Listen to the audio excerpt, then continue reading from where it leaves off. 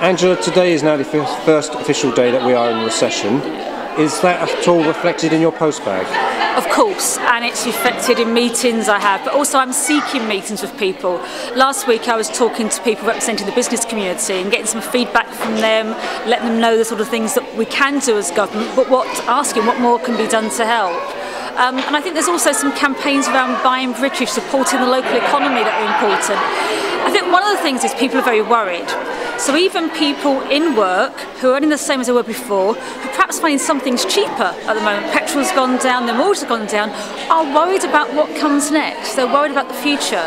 And so it's very difficult for people at the moment. So what type of things have been reflected in the postbag? Well, postbag and meetings. For businesses, I think they're looking at what kind of rate relief is there, what kinds of support can they get from bodies or from the local councils.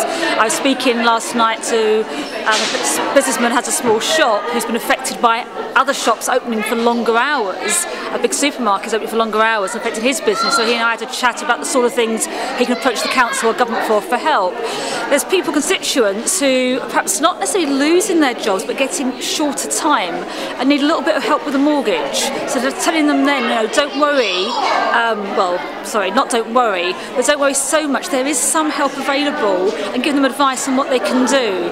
But you have to understand that people are nervous at the moment, and that's all we can try and do, is say, this is what's available, and we have to recognise that we will get through this.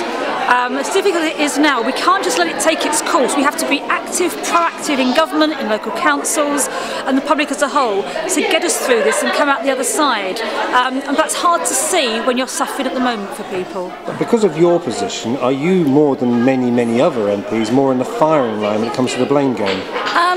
To be honest, I've not seen from businesses and the public too much blame. I think most people understand that this was this terrible situation from what I see as very greedy bankers in America, and some very unprofessional conduct from some bankers as well. And I think all of us, when we see these huge bonuses and pension rises, are disgusted. I don't know if you saw the report yesterday about one of the banks where somebody spent $1,200 on a waste paper bin made of parchment in America. Now that is gross negligence in business, and businesses in my constituency, if they had behaved like that, they wouldn't have survived.